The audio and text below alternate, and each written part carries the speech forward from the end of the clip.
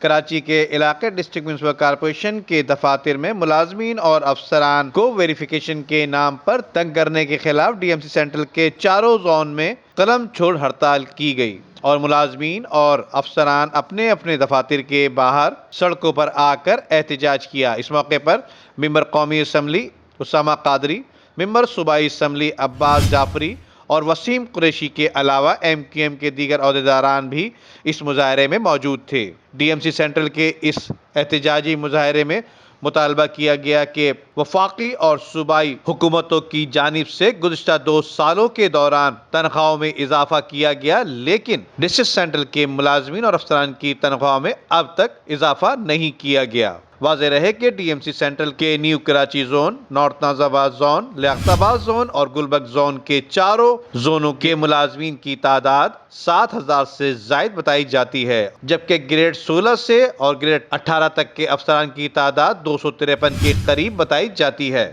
2 روز سے جاری احتجاجی مظاہرے کو ختم کرانے کے لیے ڈی ایم سی سینٹرل کے ایڈمنسٹریٹر اور ڈپٹی کمشنر سینٹرل راجہ محمد بخش دھاریجو کے خلاف نعرے بھی لگائے گئے اور ان کو فوری طور پر برطرف کرنے کا مطالبہ بھی کیا گیا، جبکہ اس موقع پر ممبر قومی اور صوبائی اسمبلی نے ڈاکٹر دھاریجو سے کامیاب مذاکرات کر کے مظاہرہ ختم کرایا۔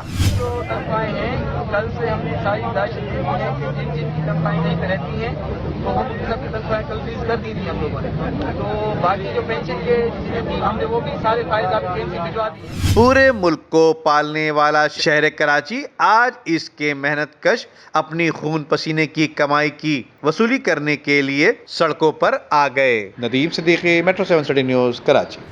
ویڈیو کو لائک کر کے فیس بک اور واٹس ایپ کے ذریعے دوسرے لوگوں کے ساتھ شیئر کیجیے اور ایسی ہی خوبصورت ویڈیوز فیوچر میں حاصل کرنے کے لیے ریڈ بٹن پر کلک کر کے اور بیل آئیکن کو پریس کر کے ہم سب کے سبسکرائبر بننا مت بھولیے۔